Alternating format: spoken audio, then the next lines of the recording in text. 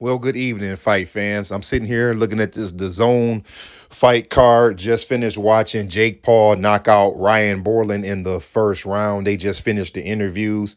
Let me talk about let me get what our pros and cons. Let me start with Ryan Bourland.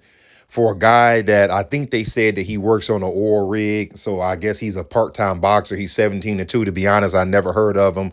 I don't know his record. Can't tell you who he fought. My pro for him would be is that he was willing to get into the ring. As you know, you all know that I always give men and women credit for getting in the ring with someone who is looking to cause violence on you across the ring. The cons would be that he did not look like he was in the best of shape. Maybe that's because he's a part-time boxer. I still don't believe in excuses. If you are a fighter, there have been plenty of fighters. Glenn Johnson comes to mind of fighters who had other jobs and their bodies still looked in great shape. For a cruiserweight, he looked like a guy who was a out of shape heavyweight. You usually don't see padding around the belly like that with the cruiserweight, especially for a guy who weighed in at 197 pounds. Let's move on to Jake Paul. The pros would be, as I said the last time this kid fought, it does seem to me that he's taking boxing serious, that this is not like a celebrity fight thing, that he is taking it serious. In his last few fights, yes, I agree. He didn't fight anyone that we know.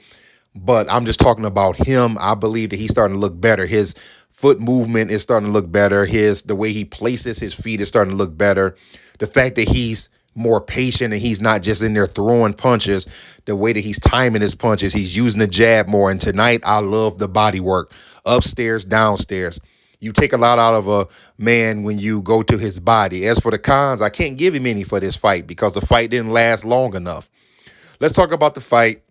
As I mentioned in the pros and cons, he was in there. He was very patient. He was timing Ryan, hitting him to the body. You could see the left side of Ryan's body. You see how red it was from those body shots. And then he caught him upstairs. Ryan was wobbling and he just did not let him off the hook. And the good thing was, I like the fact that he didn't just throw wild punches. He threw uppercuts, he threw overhand rights, and then the referee did the right thing and stopped the fight. The thing about Jake Paul is this. I know a lot of people are not really to the influencer. To be honest with you, when I first started seeing him and some of these guys fighting, I wasn't as well. It was just kind of a freak show for me. But I like the fact that this young man is taking boxing serious. You can tell by every fight that he is improving. And I think that he has a good chance in a few years to, maybe be somebody. Now, he is 9-1. And he says that he wants to be a champion. In my opinion, I think that he needs 7. I want to say 10, to be honest with you, but he doesn't fight enough. So I'm going to say maybe 7, 8 fights before I could really take him serious to fight someone serious. He at the end of the fight, he called out Canelo. Listen, that's not going to happen. And if he got in the ring with Canelo, that would not go well for him. I think that he needs to, well, I guess that takes us into what happens next. I still think that he needs to take a couple of more of these type of fights. I think the KSI guy, who is an influencer who thinks he's a good boxer, and Tommy Fury, I think that he should try to get both of those guys in the ring, knock the one guy out, and then Tommy Fury get his revenge, whether it's a knockout or not.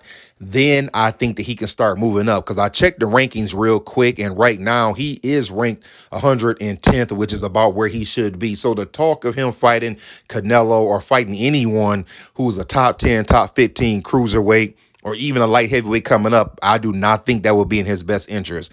His best interest would be to maybe fight those two type of guys, and then after that, keep fighting boxers, maybe fight someone who's ranked kind of down there where he is, somebody in that 108, 105, 95 range. And then I would say the next 8 fights from there, just work himself up till he can get to 20 fights to where he's 19-1 or 20-1. Then he can maybe consider fighting one of these guys, because by that time he'll be about 29 or 30.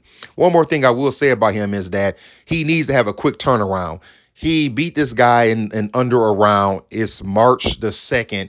I don't see any reason why in April or May he can't be back in the ring. And it doesn't have to be a televised fight.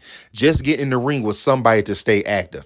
Anyway, fight fans, did you watch it and what did you think about it? Were you impressed? And do you think that this young man has a chance to be a pretty decent or maybe even a good boxer sometime down the road? If you haven't already, like, comment, subscribe, hit the notification bell so we can keep talking boxing. That's all I got on this one, y'all. I'll let you later.